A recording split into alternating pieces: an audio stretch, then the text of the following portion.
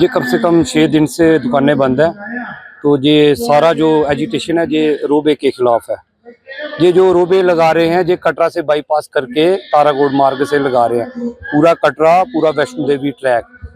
Business का तो मसला तो है ही, लेकिन सबसे बड़ा मसला है आस्था का।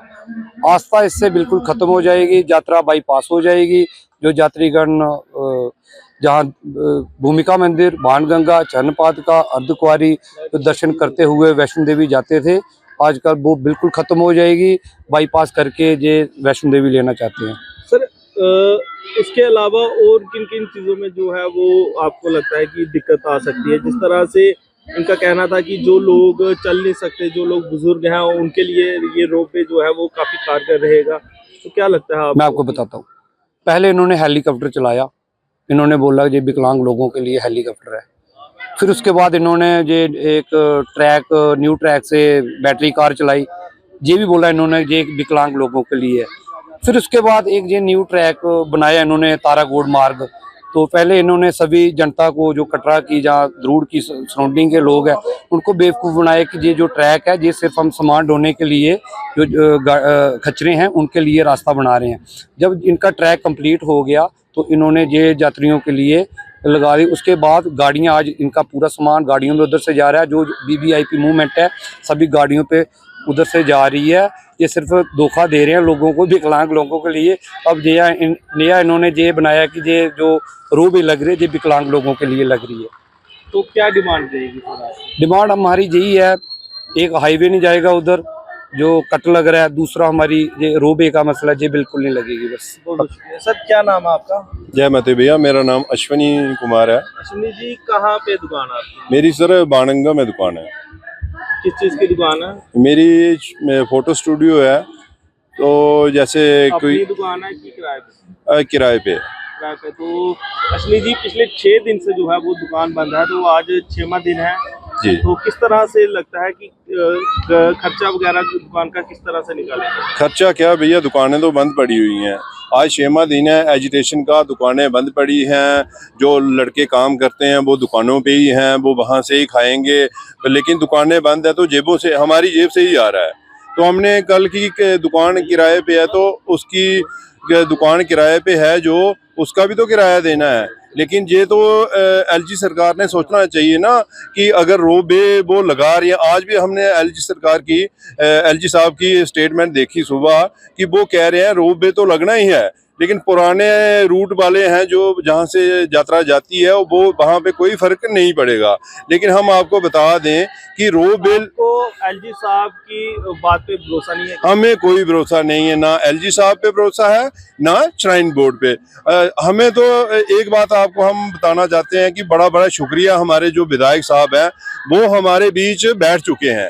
वो कह रहे हैं कि मैं कटरा के साथ हूँ।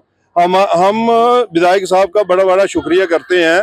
पहले हमने उनके लिए जो भी कहा तो वो अलग था, लेकिन अब वो हमारे बीच आ चुके हैं। लेकिन एलजी सरकार अभी तक कुछ समझ नहीं रही है। 6 दिन से एजिटेशन हमारी जो चल रही है, 6 दिन से हम लोग जहाँ पे बैठे हैं हमारा काम काज बंद करके, एलजी सरकार को ये नहीं पता है कि हमारा गुजारा कैसे हो रहा होगा। अभी हमारे को जो बच्चे भाई हमारे अनशन पे बैठे हुए हैं, कुछ हॉस्पिटल पहुंच गए हैं। एलजी सरकार को ये नहीं अभी तक मैं समझ आ रही है कि उन बच्चों की बात सुनी जाए, वो क्या चाहते हैं। जब हमारी एजिटेशन चल रही है तो एलजी सरकार ये नहीं सोच रही है कि उनसे आके बात करें, हम उनकी आखिर डिमांड क्या है, वो चाहते क्या है। रोबे अगर वो कैंसिल करवाना चाहते हैं हम लोग तो उसको कैंसिल कीजिए। और हम आपके माध्यम से एलजी सरकार को बताना चाहते हैं कि रोबे हम कैंसिल करवा के रहेंगे, चाहे उसके लिए हम लोगों ने अपनी जान की आहुति देनी पड़ेगी। अश्विनी जी, जिस तरह से देखा जाता है कि जो व्यापारी होता है उसके काफी लोन वगैरह चल रहे होते हैं, सर, तो उनकी भरपाई किस तरह सर बड़े बड़े लोन हैं, हर किसी का लोन है। बड़ी बड़ी मुश्किल से दुकानें लोगों ने बनाई है, होटल बनाए हैं, वो लोन तो हम लोगों ने ही चुकाने हैं। सरकार ने आज तक तो कोई लोन चुकाया नहीं। कोरोना के टाइम हमें बोला था सरकार ने कि सबके जो लोन पे इंटरेस्ट है वो माफ किए जाएंगे, लेकिन हमें तो कभी माफ हुए नहीं है। वो तो सरकार कभी सोचती ही नहीं है। हम ये सोचते हैं कि हम हिंदुस्तान की आज पता नहीं कितनी बुरी हालत हो गई है। हालांकि ये बोलते हैं हिंदुस्तान को नंबर 1 पे पहुंचाना है। नंबर 1 पे वो कैसे पहुंचेगा? बेरोजगारी के कारण तो वो नंबर 1 पे पहुंच गया है, लेकिन ऐसे स्मार्ट, जैसे स्मार्ट सिटियां बोलते हैं, वैसे तो नंबर 1 पे हमारा देश पहुंच नहीं पाया अभी तक, ना कभी पहुंचेगा इस हालत में। एलजी सरकार को हम ये रिक्वेस्ट करने चाहते हैं कि सर, जहां पे हमें गंडोला नहीं चाहिए, ये गंडोला हम नहीं लगने देंगे।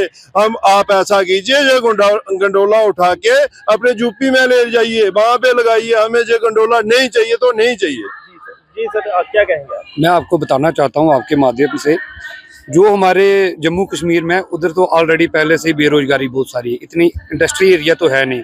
मैं आपको बताना चाहता हूँ, इधर जो ज़्यादातर 2000 दुकान है ऊपर ट्रैक पर, और कटरा में होटल्स, गेस्ट हाउस वगैरह हैं, जहाँ पर ज़्यादातर लोग, मैं आपको बताता हूँ, रामनगर, डुड्डू, बसंतगढ़, पीछे किश्तवाड़, डोडा, भद्रवाह, बिलावर, जहाँ अखनूर वगैरह, इधर चले जाओ, पुंछ, रियोरी, रियासी, पौनी, बुमाग, जहाँ के लोग दुकानों में काम करते हैं, उन्होंने किराए पे लिए हैं। कुछ लोग काम करते हैं, एक एक दुकान पर 5-5 लड़के काम करते हैं, और कुछ लोग जो सामान ढोते हैं, उनको भी जहाँ से ही रोजगार मिलता है।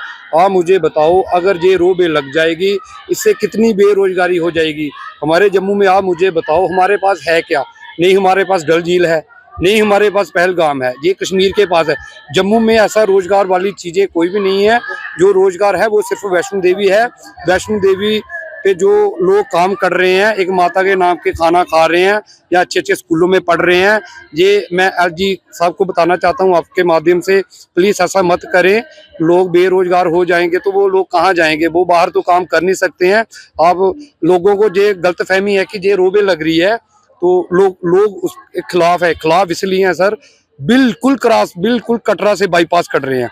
कटरा हो, वैष्णो देवी का ट्रैक हो, ये पीछे से ही अपना एक ट्रैक बना रहे हैं और सीधे ताराकोट मार्ग पर ले रहे हैं।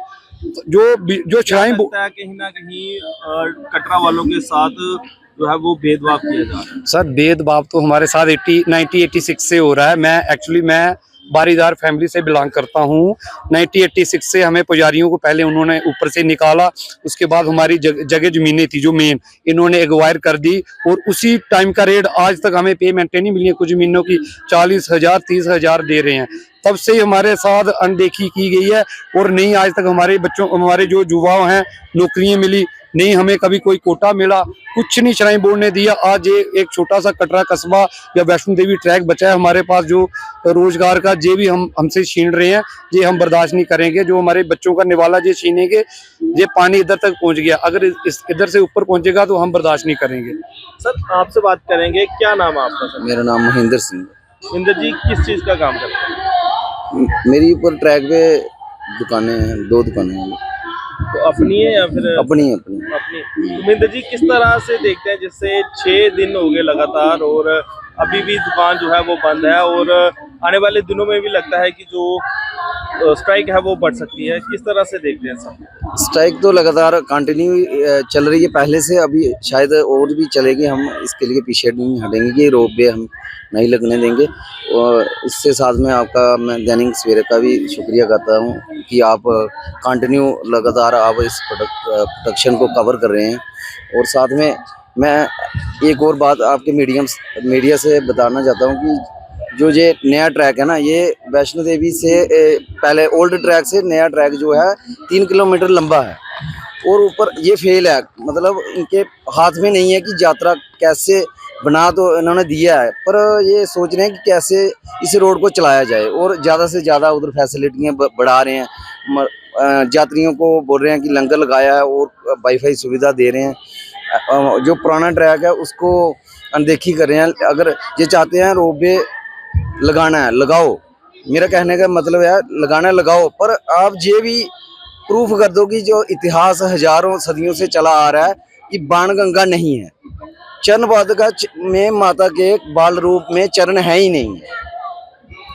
बाल रूप में जो माता के चरण नहीं है, अर्धकुंवारी है ही नहीं। गर्भजून जैसी जो नेचुरल गर्भ में जैसे होता है, उस गर्भजून है वो है ही नहीं है, वो मतलब सब फेक है। तो आप गंडोला लगाइए, आप समझिए कि ये पिकनिक स्पॉट है। अब अगर आपने गंडोला लगाना ही है, वो वहाँ पर एक पीर पंजाल की पहाड़ी है, वहाँ आप वहाँ पर लगाइए, कितनी वहाँ पर उन लोगों को भी रोजगार मिलेगा।